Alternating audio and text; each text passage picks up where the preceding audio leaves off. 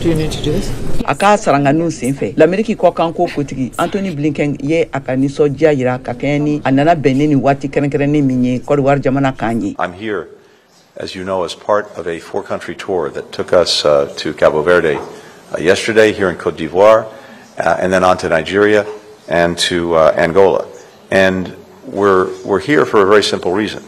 Aye tasibila kɛ Cote d'Ivoire jamana marabagaw ye u ka cɛsirili labɛn in na ka kɛɲɛ ni nin kɛnɛba in n'o ye kan kɛnɛ ye sigiliw ye ne sinsinli ye ka jira k'a fɔ ko barika bɛ farikoloɲɛnajɛ la kosɛbɛ mɔgɔw farali la ɲɔgɔn kan bɛn keleya kɔnɔna na ani Cote d'Ivoire ani l'Amérique fɛnɛ ka teriyaw n'u ka baarakɛɲɔgɔnyaw sinsinliw la.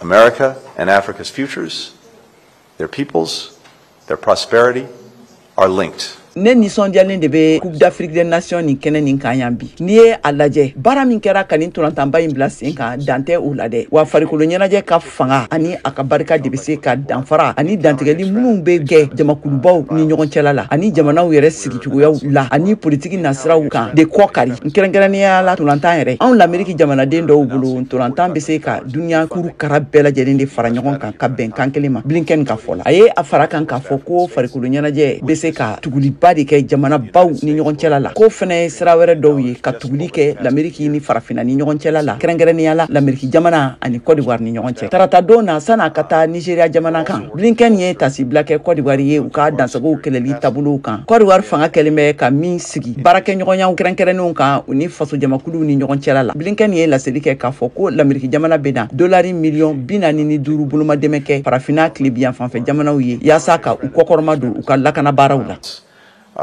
We're announcing $45 billion in new funding through the U.S. strategy to prevent conflict and promote stability for coastal West African states.